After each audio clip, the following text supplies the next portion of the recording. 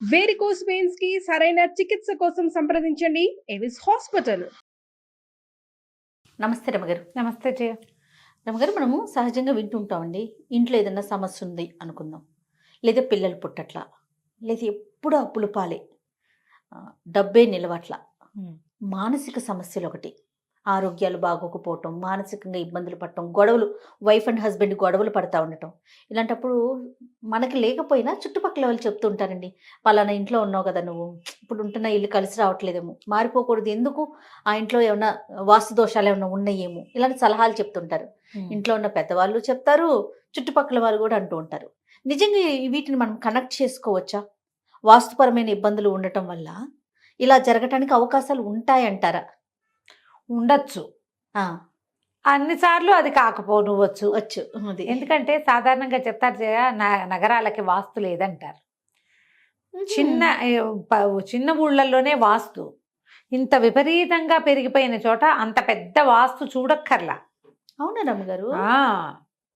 పాత మాటే ఇది, కొత్తగా పుట్టిన మాట కాదు. Okay okay. మహానగరాలకు వాస్తు లేదు అంటారు.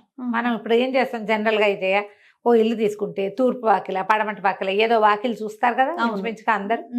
వెంటిలేషన్ బాగుంటుంది. తూర్పు పడమరలు అయితే, ఉత్తర దక్షిణాల కోణాలు వచ్చేసినాయా, ఇంట్లో ఓ పక్కన కేసుగా పెరిగిపోయిందా, ఓ పార్ట్ ఏమైనా, ఈశాన్యం మూసుకుపోయిందా, నైరుతి తెరుచుకుపోయిందా, వంటగది ఎక్కడుంది, బాత్రూమ్లు ఎక్కడున్నాయి, తర్వాత సరిసంఖ్య బేస్ సంఖ్యలు ఉన్నాయి, అలా సరిసంఖ్యలు ఉండాలి, బేస్ సంఖ్యలు ఉండకూడదు, తలుపులు కానీ ద్వారబంధాలు, తర్వాత కిటికీలు, బేసిక్ థింగ్స్ ఇవి చూసుకుని చేరతాం ఒక ఇంట్లో.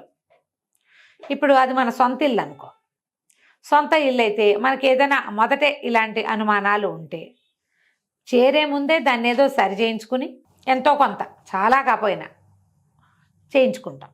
అద్దె ఇల్లు అనుకో, ఈ ఇంట్లో ఉన్నాం, మనకి ఏదో సమస్య ఉంది, ఇల్లు మార్చేస్తే అయిపోదు.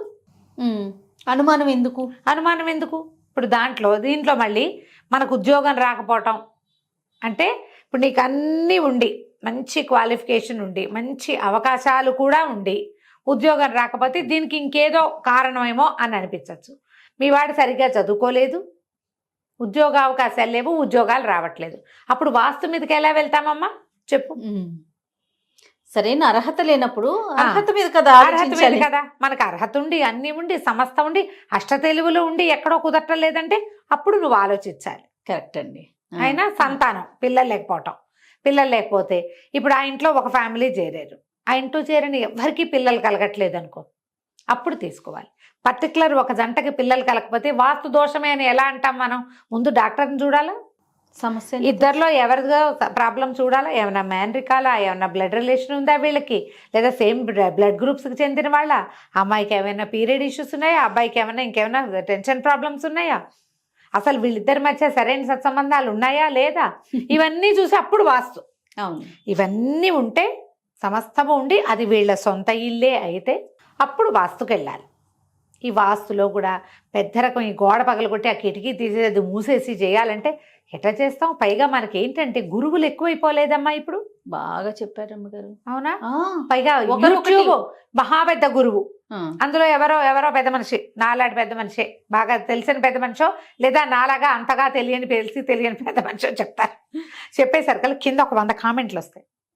ఇలాగే చేస్తే మాకు చాలా ప్రాబ్లం వచ్చింది, మాకు దక్షిణ బాకలు సూట్ కాలేదు అనగానే ఇది చెప్పేది కరెక్ట్ కాదేమో అని చదివే వాళ్ళకి అనిపిస్తుంది. అంతే.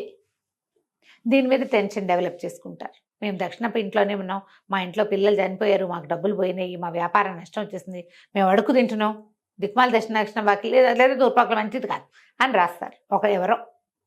మనకి ఇప్పుడు కామెంట్సే కదా జయ మనలో. అవునండి, వేరే లోకం లేదు మనకి. అప్పుడు వీళ్ళు ఏం చేస్తారు, పై వాళ్ళ పెద్ద మనిషి మాట వినాలా, కింద 100లో రాసిన ఈ కామెంట్స్ వినాలా, ఫాలో అవ్వాలా తెలీదు. పైగా ఇవి యూట్యూబ్లో కూడా మనకి ఏది నచ్చుతుందో నచ్చేదాకా చూస్తూనే ఉంటాం. ఫేస్ ప్యాక్లకి వీడియోలు చూసినట్టుగానే అమ్మ మనం మంత్రాలకి గురువులని డజన్ల మందిని చూస్తున్నాం, వాస్తుకి డజన్ మంది గురుగారులను చూస్తాం. ఆప్షన్స్ పెరిగిపోయినాయి గరమ్మ గారు, పెరిగిపోయినాయి జయ. ఇప్పుడు ఇది మనకి ప్లస్ అవటల్లా ఎంత విపరీతమైన మైనస్ అయిపోయిందంటే మన కర్మ ఇది. అసలు ఏది నిజమో ఏది కాదో తెలియట్లేదు రమ్మగారు, ఏది ఫాలో అవ్వాలి, ఏది మనకి వర్తింపజేసుకోవాలో అర్థం కావటల్లా, అస్సలు లేదు, అర్థం అవ్వదు. అందుకని మనం ఏం చేయాలి, ఇలా సోషల్ మీడియా జోలికి వెళ్ళకూడదు. ఓకే. ఒక గురువు వాస్తుకి అంతే. ఆయన చాలా ప్రూవెన్ పెద్ద మనిషి, నాకు వాళ్ళే కొంచెం తెలిసిన పెద్ద మనిషి కాదు, బాగా వెల్ వర్స్డ్. వాళ్ళని పట్టుకోండి. మంచో చెడో స్వల్పమైన మార్పులు చెప్పండి గురుగారు, పెద్ద పెద్దవి చేయలేమని చెప్పుకోండి. అద్దెళ్ళు అయితే మారిపోండి, సొంత ఇల్లు అయితే చిన్న స్వల్పమైన మార్పులు చేయండి. ఇప్పుడు ఈ విద్వాన్ గారు ఇది చెప్పి వెళ్ళిపోయారనుకో, 2 ఏళ్లలో ఇంకో విద్వాన్ వస్తాడు, మహావిద్వాంసుడు, ఆయన ఇంకొకటి చెప్తాడు. ఆయన చదువుకున్న విధానం అది మధ్యలో చైనీస్ వాస్తు, మనం దాన్ని అసలు కాదనలేమమ్మా. అవునండి, కాదనలేకపోతాం. ఈజీ గోల. ఇప్పుడు పిల్లలు పుట్టలేదు, ఉద్యోగాలు రాలేదు, సరే పిల్లలకే చదువులు రావట్లేదు. మొన్న ఒకళ్ళు, ఇప్పుడు వాళ్ళ పేరు చెప్తే పాపం కష్టపెట్టుకుంటారేమో, పేర్లు నాకు కూడా గుర్తులేదమ్మా, 6-7 ఏళ్ల పిల్లాడు, ఫోకస్ లేదు. ఫోకస్ అవడానికి పిల్లాడికిట ఏదైనా పరిహారం చెప్పమని అడిగింది. 7 ఏళ్ల చంటి బిడ్డకి ఫోకస్ కావాలా? ఈ జాతకాలు అడుగుతుంటారు టీవీలో, అప్పుడప్పుడు టీవీ ప్రోగ్రాంలు చూస్తాం కదా. మా అబ్బాయి 17లో పుట్టాడు, 18లో పుట్టాడు, వాడి జీవితం ఎలా ఉంటుందో. 17లో పుట్టిన వాడికి ఇప్పుడు ఎంతమ్మా వయసు? ముక్కు పచ్చలారలా చంటి బిడ్డ, 6-7 ఏళ్ల పిచ్చి వెధవ, చిన్న వెధవ, ఇంత పిల్లవాడు. వాడి భవిష్యత్తు కావాలి, వాడి టీవీలో అడగాల. అలా ఉన్నాం. పిల్లలు సరిగ్గా చదవట్లేదు, ఎందుకు? వాడికి రావట్లేదా? వాడికి ఐక్యూ లేదా? వాడు ఏదైనా చేయలేకపోతున్నాడా?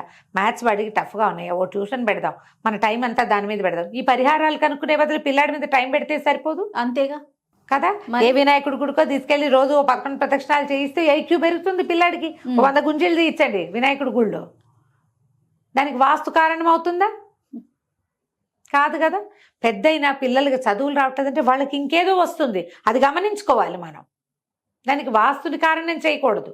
నేను మొదటే చెప్పా, నీకు అష్ట తెలుగులు ఉండి ఏదో ఎక్కడో కుదరటలేదు అని అనిపిస్తే అప్పుడు దాని మీదకి వెళ్ళాలి మనం. అప్పుడు ఏదో దోషం ఉందని ఆలోచించాలి.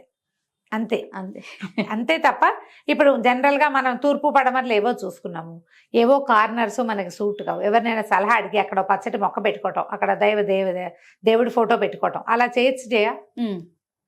అట్లా చేయ. చిన్న పరిహారాలు దక్షిణ గోడకి ఇది పెట్టడం, మనం దక్షిణముఖంగా పెట్టుకోవడం. దక్షిణామూర్తి ఇంట్లో పిల్లలకి చదువులు రాకపోతే దక్షిణముఖంగా, ఉత్తరపు గోడకి తగిలిస్తారు. దక్షిణాభిముఖంగా ఉండాలి. దక్షిణామూర్తిని పెట్టడం.